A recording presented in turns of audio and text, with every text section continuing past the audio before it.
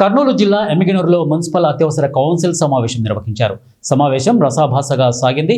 ముందుగా municipal chairman Raghu అధ్యక్షతన ప్రారంభమైన కౌన్సిల్ సమావేశంలో అజెండాలో అంశాలు వివరిస్తూ ఉండగా 6వ వార్డు వైసీపీ కౌన్సిలర్ శివకుమార్, టీడీపీ నాయకులు సూపర్ 6 అంటూ ప్రజలను మోసం చేస్తున్నారని, వాటిపై వైసీపీ కూడా బాబు షూరిటీ భవిష్యత్తు గ్యారంటీ అంటూ వార్డులో పర్యటిస్తున్నామని చెప్పడంతో ఒక్కసారిగా టీడీపీ కౌన్సిలర్లు ఆగ్రహంతో వైసీపీ కౌన్సిలర్లతో వాగ్వివాదం దిగారు.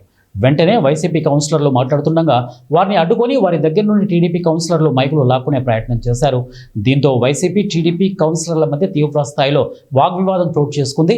కనీసం వైసీపీ కౌన్సిలర్లకు మాట్లాడే స్వేచ్ఛ కూడా లేదా అంటూ చైర్మన్ పోడియం ముందు వైసీపీ కౌన్సిలర్లు బైఠాయించి నిరసన తెలిపారు.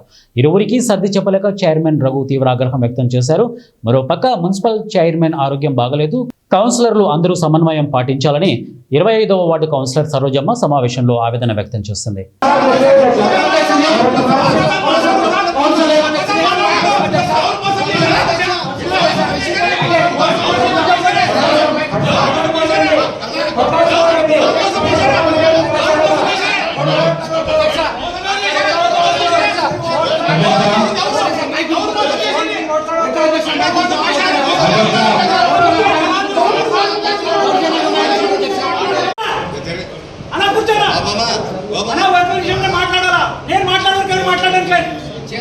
పొద్దున 5 గంటలకు లేచి ఆపరేషన్ చేసి వచ్చినా ఇప్పుడు కూడా అన్నం తింటుకుని వచ్చినాను.